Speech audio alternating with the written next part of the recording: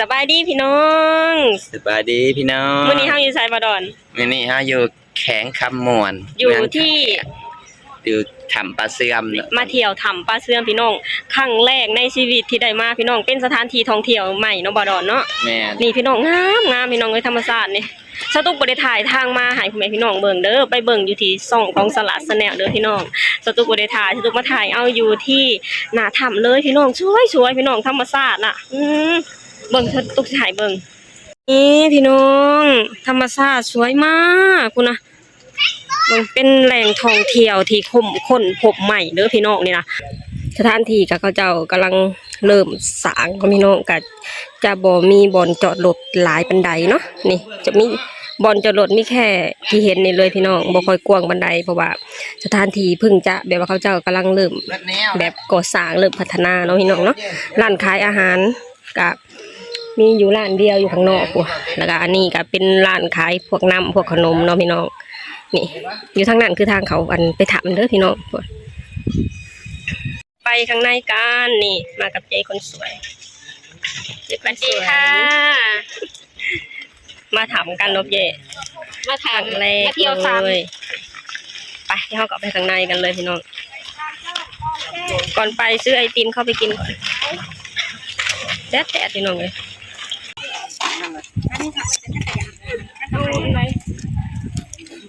ช็อกโกแลตไปเราจะไปเลาะถ้ำกันนะเด้พี่น้องถ้ำปลาเสื่อมเด้อพี่น้องเด้อดูฟังดิฉันเด้เช่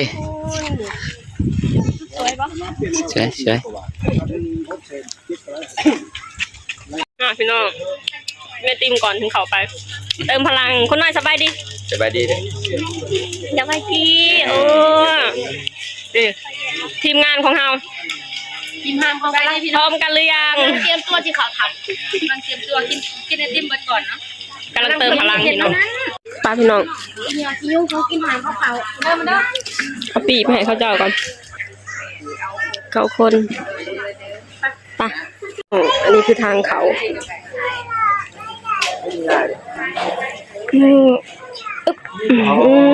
สวยอ่ะพี่น้องโอ้เดี๋ยวพี่น้องสวยไหมว้าวโอ้ยมีบุญที่ได้มาอีกแล้วเลยพี่น้องนี่นะสวยอ่ะสวยอ่ะพี่น้องสวยสมคำล่ำลือสวยอ่ะข้าเจ้าคนผมมาจากปีละจะทำนี้เพิ่นก็พบตุนแล้วแต่เพิ่นมาสั่งทำนี่ก็2021โอ้2021แต่เพิ่นผัวเขามานี่หาก็ได้11เดือนไปโอ้โดยโอ้เปิดปีที่แล้วจากความยาวของทำนี่ก็จะแม่น800เมตรโดยแม่นเข้าไปข้างในจะมีทำยังจะเอิ้นว่าทำปลาหิมพานต์คือเป็นจุดAmazing ของทำโอ้โดยงอกหินย่อยหลายโดยโอ้ขนาดเขามาแรกยังงามเลยเนาะว่าไฟมันบ่พอไฟโฟอาจจะงามกว่านี้เพราะว่าอันนี้เพิ่นเอาไฟเข้ามาใส่หลายมันก็จะร้อนอบอ้าวบ่มีหัวอากาศเข้ามาโดยแม่นว่าอันนี้มันก็จะเย็นน้ำหินธรรมชาติเลยแม่นแต่ว่าเขามานี่เย็นเนาะจะดีน้ำเพราะว่ามันจะเป็นน้ำหินปูนโดยสวยน้องเลยอันนี้คือน้ำนี่สิต่อสิเสื่อมก็ไปหาน้ำโค้งเลยแม่นบ่ว่าน้ำโดนนอกมันจะไหลเข้ามาช่วงยามฝนโอ้แต่ว่าอันนี้น้ำมันสิเสื่อมไปฮอดไสสายน้ำเสื่อมน้ำของอ๋อมันจะเสื่อมกับน้ำโดนกับหนองข้างนอกข้างนอกกับหนองนี่ทางในเนี่ยมันก็จะเสื่อมต่อเดียวกันเพราะมันจะมีมุมโอเคเขาจะเอาไฟเขามาใส่หลายเนาะพี่น้องถ้าเอาไฟเขามาใส่หลายมันจะเฮ็ดให้อากาศมันร้อนนะเอาใส่สำนีนะพอดีพี่น้องเขามานี่เย็นพี่น้องเลยว้าวโอ้สวยส่วนตัวนี้จะเป็นถ้ำพระพุทธฤาษีพระพุทธฤาษีโอ้ทางเขาแม่นบ่โอ้ทางนี้ได้เพราะว่าเพิ่นบ่ได้โอ้ทางนี้เป็นถ้ำทางเขาพระพุทธฤาษีพี่น้องมันจะเป็นถ้ำนี่ว่าเป็นงานการใช่บองผู้ฤาษีจะเป็นที่นั่งของเพิ่นบอนเพิ่นสามนั่งสมาธิบอนนี้วางเพิ่นนั่งสมาธิพี่น้องเป็นนั่งมีภูมิ แต่ถ้าหากว่าน้ำจะร้ายคือปิดถังเนาะ แม่น้ำไหลช่วงเดือนแปดเก้าเขาจะได้ปิดเลยน้ำสวยเขาก็จะได้ปิดถังน้ำไหลเขาจะได้ปิด โอ้ น้ำท่องเที่ยวร้ายหมดเลยที่ ช่ ผ่า วน งนี้ มา ก็เป็นจำหลายเพราะว่าน้ำมันมันแพง แม่น อาจ น้ำมันแพง จะหลายจะช่วงสงกรานต์ ในส่วนร้ายคนต่างประเทศมาเที่ยวบ่ ก็มีเพราะว่ามีแต่ฝรั่งกับคนไทยหลาย คนไทยส่วนหลายเนาะ คนไทยจะหลาย เออ ช่วงน้ำมันแพงนี่คนวันเสาร์วันอาทิตย์ก็เป็น1,000-2,000 คนก็มีเนี่ยเขียนน้ำมันแพงนี่ช่วงวันเสาร์วันอาทิตย์ก็600 700 800อ่ะคนพันครับ คนไทยก็มักมาเที่ยวแต่คนต่างประเทศก็มักมาเที่ยวพี่น้องส่วนมากก็จะมีแต่พี่น้องชาวไทยมาหลายกว่าเนาะพี่น้องเนาะเพราะว่าเป็นบ้านที่ใกล้เคียงกันเนาะ อยู่นี่คือบางภาษาทินย่อยพี่น้อง บางภาษาถิ่นย่อย เป็นน้ำมีปู อ๋อ มีลงไปมันก็จะเป็นน้ำ ว้าวทางนี้สวยอ่ะโอ้ ว่าทำนี่มันจะเป็นทำดังในโซเชียล อืมสวยโอ้ ทำปลาเสื่อม ถามปลาเสื่อม ถามปลาเสื่อม แล้วที่เขามาเราจะไปซื้อเลยทำมันจะได้แบบ โอเคปลาเชื่อมหรือไงปลาเชื่อม สวยอ่ะพี่น้องเลย โอเคปลาเชื่อม เราที่เพื่อนมาบ้านไม่ได้หนา อันนี้คือวังพญานาค ส่วนเป็นหัวนี่ส่วนเป็นหางมาก อ๋อ เห็นธรรมชาติสั่งสรรค์เองเลย โอ้โอ้สวยอ่ะพี่น้อง อันนี้คือวังพญานาคว้าวสวยอ่ะ สวยอย่างนี้ สวยสวยสมคำล่ำลือ โอ้ยเฮาเบิ่งในโซเชียลก็ตรงอยู่เด้งามพอมาเห็นตัวจริงแล้วก็งาม ตรงปก บริเวณนี้มันจะเอื้นมาถมพญานาค อ๋อ อันนี้คือถามพญานาคแม่นบ่ เพราะว่าเพิ่นจะเห็ดหัวเข้าไปอีก อ๋อ อันนี้คือถามพญานาค นี่ก็จะมี200 เมตร 200 เมตร แต่ข้างในมันก็จะเป็นหินงอกหินย่อยคือกัน อ๋อ ว่าข้างล่างมันจะเป็นน้ำมันจะเป็นวังยาวเข้าไปเลย โอ้โอ้ เนี่ยเพิ่นจะเห็ดหัวเข้าไปอีกเพราะว่า อันนี้เขาจะยังบ่ให้เข้าไปเล เนี่ย ย เพิ่นยังบ่ทันเห็นเขากำลังยังบ่ทันเห็นแล้ว อ๋อเลยกำลังสร้างเนาะทางนั้นคือถามพญานาคเด้อพี่น้อง เขาเจ้ายังบ่ได้เปิดให้เขากำลังก่อสร้างเนาะ แม่นเพิ่นกำลังก่อสร้างเข้าไปนะ โดย เพราะว่าเพิ่นสิเทเข้าไปถ้าเห็ดหัวมันยังจะเห็นบ่ได้น้ำ อ๋อ มันจะไหล โดยเลย เพราะว่ามันจะเป็นวังยาวไปเข้าไปในน้ำมันจะ อ๋อ มีแต่ โด เป็น ย สิเทเข้าไป อ๋อเฮ็ดแท้เข้าไปเนาะโดยอันนี้คือถามยังอันนี้เขามานี่คือ เป็นจุดส่วนบริเวณนี้มันก็จะเอื้อนวังเทวดา วังเทวดา โอ้สวยเนาะ เสานี้มันจะเอื้อนว่าเสาเทียนเทวดาหรือจะเป็นต้นเทียนเทวดา โอ้โอ้ ซึ่งย่อลงข้างหน้า โอ้พี่น้อง เป็นจุดกันแล้ว โอ้สวยสวยสมกับอันวังเทวดานี่แหละสวย ส่วนฝั่งนี้แหละเพิ่นจะเอื้อนว่าวังเทวดา โดยโอ้วังทางนี้วังเทวดา ส่วนเสายาวนี่เพิ่นจะเอื้อนว่าเสาเทียนเทวดาหรือต้นเทียนเทวดา โอ้โดยโดย เป็นธรรมชาติสร้างสรรค์เองเลยเพราะว่ามันจะเป็นน้ำหินปูนน่ะ โดย อันนี้ธรรมศาสตร์สร้างเองเนาะ เนี่ยเพราะว่าธรรมชาติถ้าคนเห็นนั้นมันจะบ่แบบนี้หรอก โดย อันนี้จะเป็นธรรมชาติสร้างสรรค์เองเลย โดยเทียน มาฮอดจุดนี้ก็ได้ครึ่งทางหนึงของทำแล้วนะ โอ้ครึ่งทางแล้ว 400 เมตรแล้วยังอีก400 เมตร โดย เนี่ยหาก็ได้ครึ่งทางของทำ อืมอันนี้คือเทียนเทวดา แม่นจะเป็นเสาเทียนเทวดาหรือ เสาเทียน เทวดา โอ้สวยอ่ะ ธรรมชาติสร้างสรรค์เองเนี่ย งามงามเนี่ย ในขนาดหน้าหนาก็มี แม่ น้ำ นนึกถึงมันย่อยลง นี่โอ้สวยพี่น้อง มินย่อย โอ้เสาเทียนเทวดาแม่นบ่ แม่น โอ้สวยอ่ะคน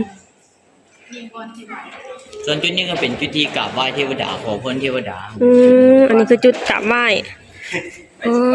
ขอพรขอพร อันนี้คือจุดกราบไหว้ขอพรเทวดาเด้อพี่น้องอ่ะขอพรนี่ล่ะขอพรถูๆไว้อีหล่ะถูๆไว้ถู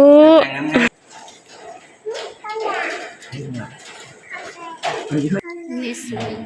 ข้างบนสีขาวสีสวยธรรมศาสตร์สวย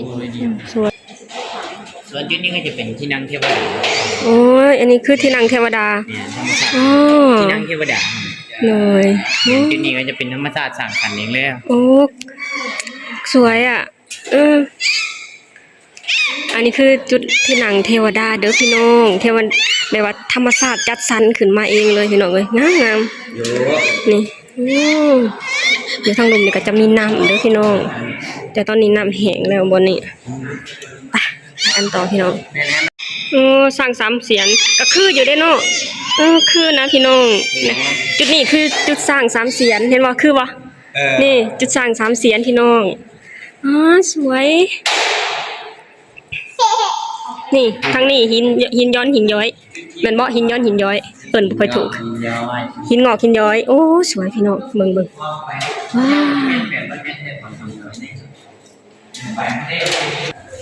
ส่วนบริเวณนี้ที่เป็นเมืองบาดาล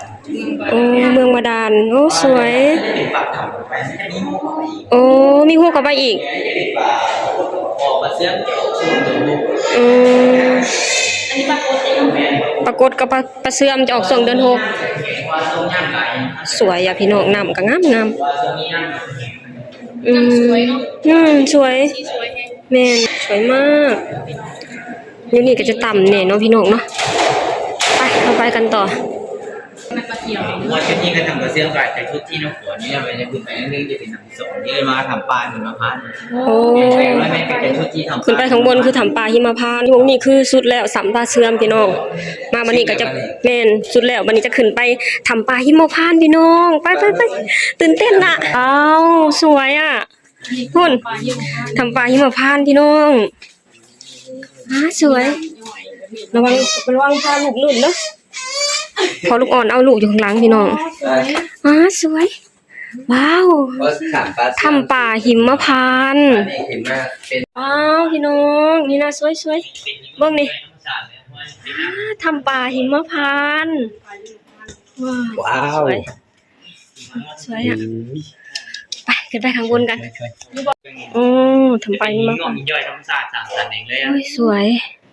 นี่คือทำปลาอยู่นะคะ ทำปลาหิมพานต์เด้อพี่น้องโอ้ยงาม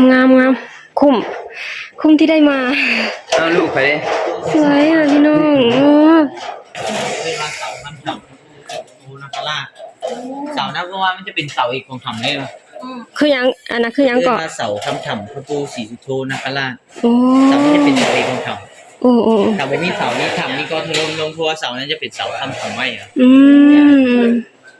ว่า800เมตรก็จะชุดที่ สุดยอด เชิงๆนี่แล้วว่าถ้าอย่างนั้นก็จะไปกลับไปที่ศาลแล้วก็ลงทางเก่าเพราะมันจะเป็นทางตัน โอ้โดยโอ้ยสวยอ่ะตื่นเต้นนะว้าพี่น้องอันนี้คือสันหลังพญานาคโอ้ยสวยอ่ะ เขาทำ อืม เขารัก สวยสวยบ่คุ้มบ่ที่ได้มาเนี่ย แม่ คุ้มเนาะ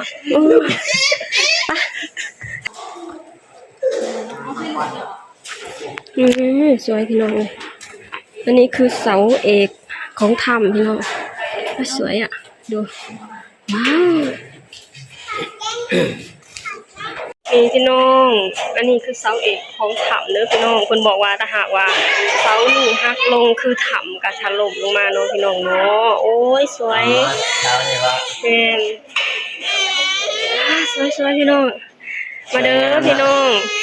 งคนไทยทุกคนจะตุกขอหายผมพี่น้อง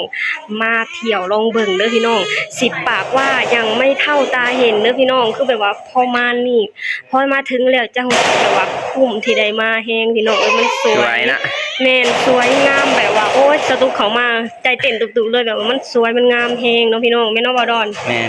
ขนาดคนน้อย ชาติที่สร้างขึ้นมา ขนาดคนน้อยยังตื่นเต้นเลย โอเคพี่น้องสำหรับคลิปนี้สตุกเองกะจะขอจบลงเท่านี้ก่อนเด้อฝากให้พี่น้องช่วยกดไลค์กดแชร์กดติดตามให้ช่องสตุกชาแนลเด้อสบายดีสวัสดีค่ะไปพี่น้องลงบัดนี้สวยงามพี่น้องเลยไปลง